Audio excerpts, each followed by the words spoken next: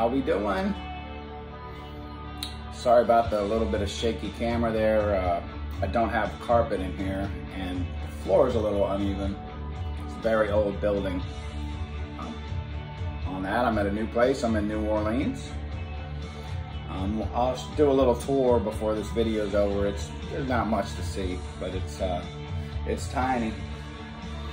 Music. The new Def Leppard from their album Diamond Star Halos. The song's called Take What You Want.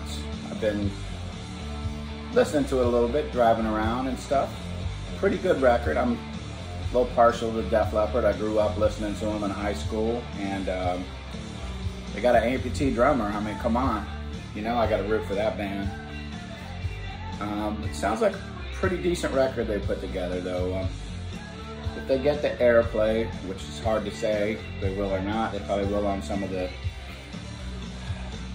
rock channels. They got a couple singles on here, I would say. This probably being one of them. Opening track, like I said, Take What You Want, but they've got a couple more on here. So they've got some some songs with piano and stuff like that. They've really tried to branch out, but they've also kept it very, some of it's very super sweet pop, which has kind of been their thing ever since Pyromania. Very slick production. Mutt Lange, I'm sure turning the dials for them. That's who they've been working with since Pyromania. If not, I think even High and Dry was the first album. So kind of revolutionary production back in the day. Probably one of the first rock bands to use drum machines and samples and stuff like that. I'm sure you could go back farther, but definitely pioneers in that sense. And like I said, I grew up listening to them. Amputee drummer, man. I'm a little biased. Always rooting for the underdog.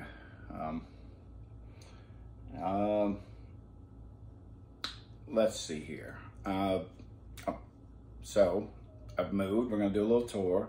I wanted to talk about wound care, in particular if you have a wound on your leg, and some of the things that you can try to do so that you can still walk and stuff like that. Just some things you can do so you can still wear your prosthesis. Things you need to be aware of, though. Once again, I'm not a doctor or anything like that. This is informational video. It's what I do, not necessarily the best thing for you to do. Just some things that I would say to look out for and some ways to maybe prevent things from getting worse, or at the minimum, reduce the damage that you may have. I mean, anyways, before we get into all that, I'm gonna start this like I always do. We're gonna do the positive affirmation drink. You know how this works. I say attitude is everything, and then drink just like a toast. I've got coffee today. I think it's just regular Folgers. They're made in my little tiny kitchen here. It's not too bad. I think I should have made it a little stronger, but been working out this morning, drinking my coffee, and decided it was time. This is my almost 2 weeks since I moved in here, and still got a little organization and stuff to do. Had to downsize once again, and for me to downsize, that's a little crazy because that's how tiny this place is. I don't have a lot of stuff as it is. Anyways, so if you've got your drink ready, like I said, on the count of 3, I'll give you a second to get it. I'm gonna take a little sip here right now though. Okay, so if you wanna do a toast, have a drink with me, do this positive affirmation. I feel that a good attitude, being positive, is gonna make your day. Let's back that up. It's gonna make your next hour, your day, your week, your month, your year better if you go at things with a positive attitude. And I know it's hard, you can't always do it, but we got to do our best. You know, we're blessed with this wonderful life that we have. It's a blessing to be able to wake up in the morning, and why not, if you're gonna go through the trouble of going through your day, try to make it the best day that you can. So on the count of 3, attitude is everything. That's damn good coffee. As you can see, I'm sporting my old company's logo today. It's just a shirt I had laying around. I've actually been talking to the old owner of my company a little bit here and there. We've been texting back and forth, and I think that's great that we're still friends. It took a little while. There's some hurt feelings, I think, on both sides there at first, and some legal issues also that put conversation at a little bit of a halt there, I believe, at the beginning. Great guy, great company. You know, spent 11 years of my life there, so I'm glad we're still friends. So let's do the wound care subject first that I was talking about. So a lot of times you'll get, like when I was moving, my leg was, one day I was really hurting bad. My arthritis and stuff was kicking up, but I also have a wound on the back of my leg that comes and goes. It has over the years. It started from a certain type of suspension I tried to wear, and it was really hurting my leg, and I kept wearing it because I was being stubborn, and I don't think I had any other choice that day. I was out in the middle of Lord knows which part of Florida, and it was the leg I had on, and it was the only way I could get around. And it was rubbing, and it was hurting really bad, and it ended up turning into something pretty bad. So that's the first lesson. If you're feeling something hurting, you really need to take a minute, stop, take off your leg, look at the spot. If it's hurting already, you're probably doing damage to your leg, because your nerves on your leg, unlike your fingers, which are very sensitive, aren't as good. So if you're actually feeling rubbing or pain, you've probably already done a little bit of tissue damage at the very least, or gotten some redness. So it's just something to be aware of. You need to look at it. A lot of times, sometimes it could be just that you've got a fold in your liner or your sleeve if you're wearing one. Or maybe you need to add socks because you're getting some rubbing. The pain's on the end especially, that's a good signal that, you know, that's what the whole purpose of socks are for. I'm not wearing any right now, so it's a little hard to, let's look down here at my leg. So, like I said, you want to make sure you don't have any wrinkles in this, because if you do, well, they're gonna put little voids, they're gonna pinch your skin, they could cause blisters and all sorts of things. So when you put one of these on, you want to make sure that, you know, there's no wrinkles in it. Now, when you put the socks on, it's the same way. I wish I had one laying around here. You have socks, and they come in different thicknesses, and they're supposed to help the leg fit better. 5-ply, 3-ply, 1-ply socks are the typical sizes. Well, when you put that sock on, you want to pull it, and you want to make sure there's no wrinkles in it, but you don't want to stretch it. And I really do wish I had one as an example. Maybe before this is over, when we're doing a little quote-unquote tour, I'll show it again. Because if you stretch it, well, that 5-ply sock isn't 5 plies anymore. It's a 1-ply or a 3-ply. And the whole purpose of the socks are, if you're in your leg and it's not fitting, if your leg is shrunk, if you're in your prosthesis and your leg is shrunk, well, what happens is you're going to sink down to the bottom of that prosthesis. There's pressure points on these sockets when they make them. And the socket, it's kind of hard to see. There's a divot right here. And let me move this back up. Really apologize about the video. You know, 2 hands, only got 2 hands here. Well, there's a little pressure point right here. Maybe you can see it from the side where it goes in concave. Well, that's used to help hold you in the prosthesis, and actually above the very bottom of it. And there's other pressure points up around the knee where it squeezes in, and other spots. A good fitting prosthesis, as I've always told everybody, is one that feels like it's grabbing your leg. And the more pressure points are in it, that's more areas where it's going to help suspend you and hold up your weight. Well, as stated, if your leg shrinks in size, those pressure and isn't touching the sides of the prosthetic as much as they could, you're going to sink down into the prosthesis. And this happens especially with new amputees. I get phone calls all the time, man, the end of my leg is just killing me. And lo and behold, usually over the phone, sometimes when I go by and see them, help them put on some socks, pain's gone. Like I said, what's happened is the leg has reduced in size and you've sunk down to the bottom of the prosthesis, because as stated again, a good fitting prosthesis, you should not be holding all the weight on the end of your leg. You should just barely be touching the bottom of that prosthetic. So the socks, especially for someone new, what happens in the morning, their leg is nice, biggest size it's probably going to be, even if they've been wearing a shrinker, and then they put their leg on, they don't need any socks, they have maybe just need one sock or something like that. But as the day goes on, blood pumping up and down in their leg, heat, other things, their leg starts to shrink. Well, that means throughout the day they need to add socks or they're going to get blisters, rubbing, the end of their bone's going to start hurting, all that sort of thing. It's kind of sucks because as a new amputee, you're learning to walk, and then you're having to deal with these socks also all at the same time.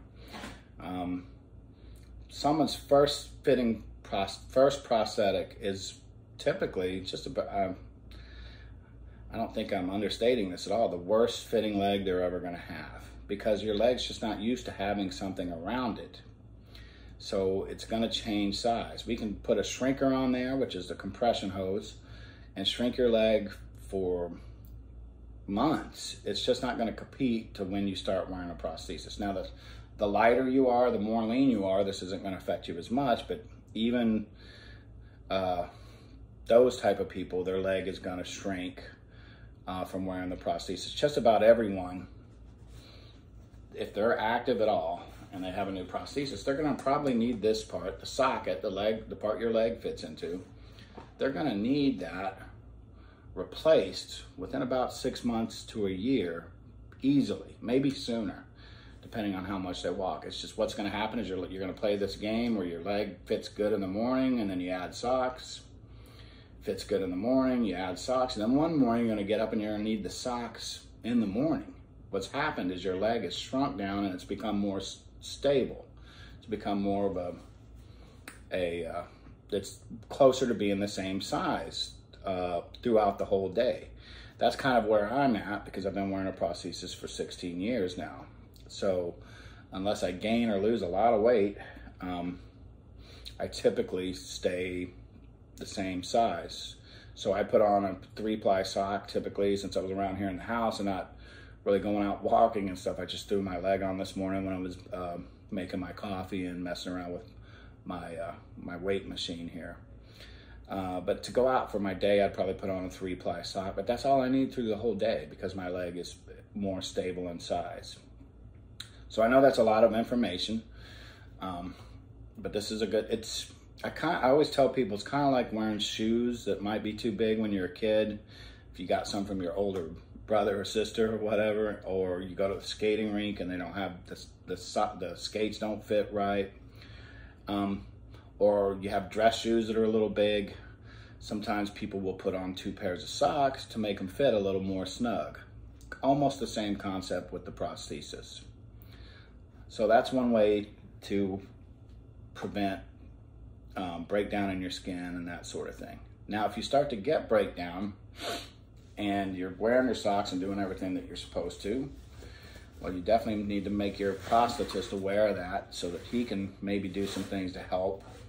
There's padding, adjustments where he can actually move the pressure in your leg a little bit by changing the way the foot hits the ground and all sorts of other things. But if you've got a sore and it's fitting best you can tell properly,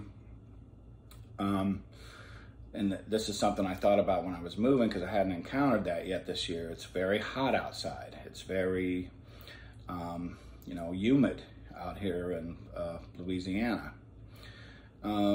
So what I tried to do, so I lived on the second floor of the apartments I was at. I'd load one load in my truck and take off to come out here to, you know, unload. And what I would do is I would take my leg off, which I typically wouldn't do for a 45-minute drive. I don't need to, you know, sometimes in the car I'll give my leg a break if it's a real long drive, just because sitting in a prosthesis is not nearly as comfortable as wearing it to walk with.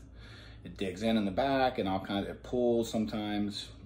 People have been wearing a prosthesis for a while kind of can probably relate to what I'm saying. But I would take it off and try to dry it off, because what happens is you're really setting yourself up for skin breakdown. You get in a pool or take a shower, you notice your fingers get wrinkly and stuff. Well, that same thing happens with your leg. It makes your tissue a lot more vulnerable to breaking down, being more affected by rubbing and stuff like that, because it's, I think the word they use for it is emaciated, just from being moist. And obviously I was sweating like crazy when I was moving. I mean, my leg, I'd have to take my liner off, dry it off with a towel, wipe my leg down. I mean, and I did that. Sometimes I'd do that 2 or 3 times while I was just unloading. Once again, I'm a little stubborn, and I probably didn't do it as much as I should have, because it can, moist skin on a prosthesis, you're gonna have all kinds of issues. It could start slipping, sliding off. The liners could start sliding. You're gonna get a lot more friction. Things aren't gonna fit as well. So taking that extra time to make sure, especially during these summer months, that your leg is dry, is a good idea. Sometimes here lately, I've been using some powder sometimes on some days. If I get out of the shower and it's still humid, and even when I dry off, I'm getting sweating again right away. I put a little. Now you want to be careful with powder. You know, I know they've had some instances. I haven't looked into it a whole lot, where Johnson's baby powder got into some type of a lawsuit about. I don't know wholly, but what the whole thing was about. I think it was causing cervical cancer, or they think there might be a link. Now that's a different type of entryway than a wound on your leg, but still, you know, I'm not sure how good or bad having baby powder around spots where you're breaking down and stuff could or could not be. So like always, use your best judgment. You don't want to put a lot of powder on your leg or liner or whatever anyway, because it's going to get real cakey, but it can help with some of the moisture. I've seen other people, there's roll-ons you can get that are just like antiperspirants and that sort of thing. So just be very aware of keeping your leg clean and dry, just like you would your feet. It's really that basic. You know, if your feet are all wet or sweaty, and shoes and your same thing, they're going to have breakdown in your feet. They're going to get smelly. They're going to get nasty. Same type of deal with your leg. In fact, I almost look at it like your residual limb is like a foot now, because it's the thing doing the ambulating. And then the socket is kind of like a shoe, because that's what it fits into, and that's the thing that you use to propel yourself. I know I'm making it very basic, and the care is not all that much different. You want to keep it clean and dry.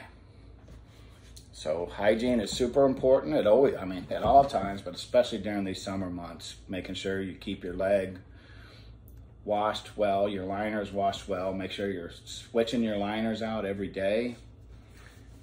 Just in case, for those who don't know what I'm talking about, this part here is the liner, the part that goes onto your leg. You want to make sure that you're switching these, that you're washing it every day, and that you're giving it 24 hours to dry. I'll wash mine, put it somewhere close to the sunlight, close to a window, so it can dry easier. You want to keep it right side out when it's drying, because the gel side of it is very sticky. It will pick up lint and stuff like that. So you want to keep it right side. Some people don't. I take mine when, you turn it inside out and wash it. I've got an old YouTube video of that. And then you want to keep it right side out while you're letting it dry out.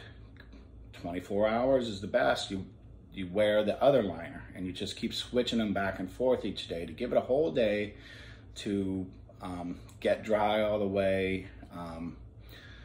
And that indirect sunlight is kind of like a disinfectant that helps with germs and stuff like that. Clean and dry, just like I was saying before.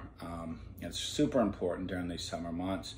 You start getting rashes and stuff like that. It can be really tough.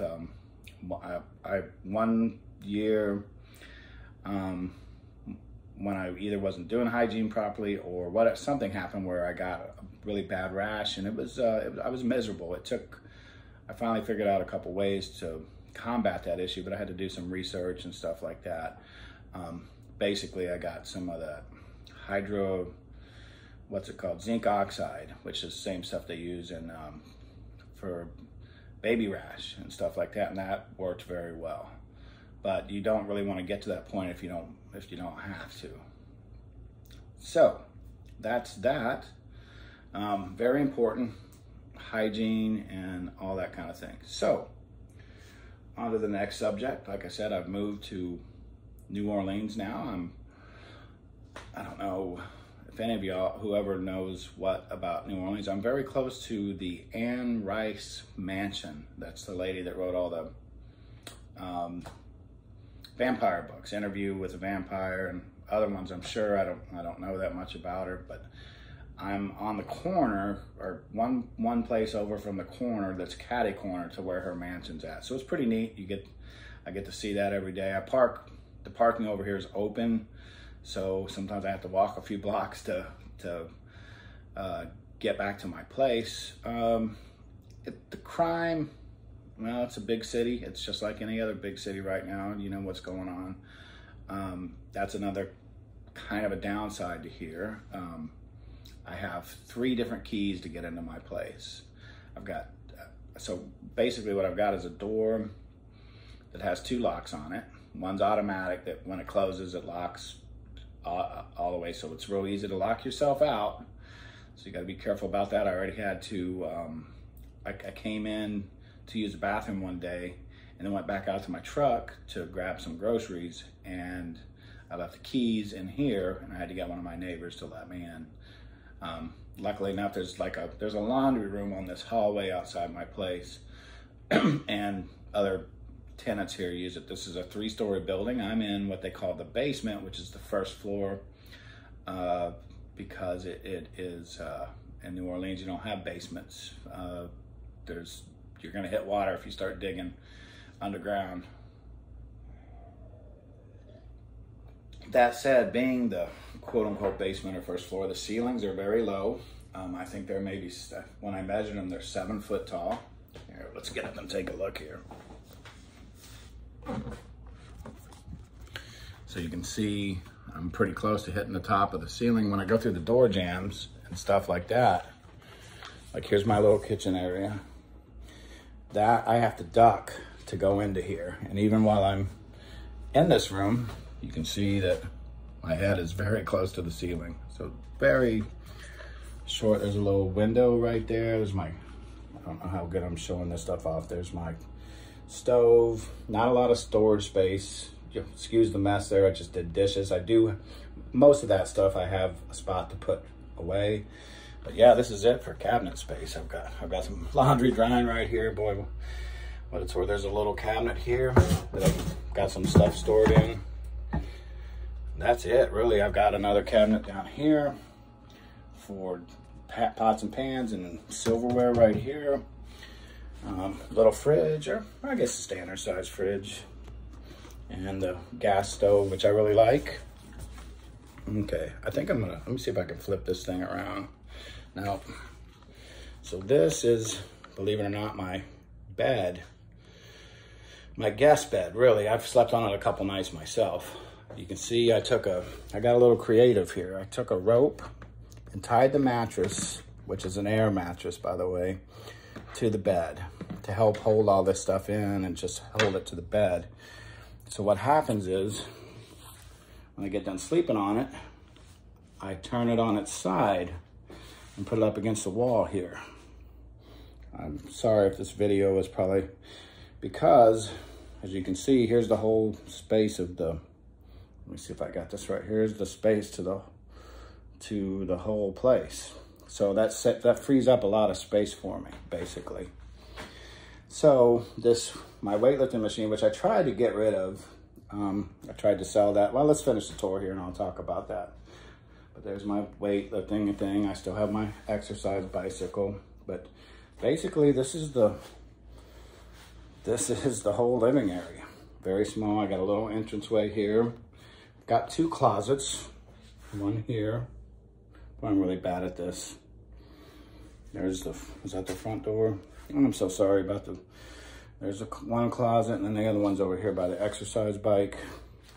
Bathroom area, which is a decent size.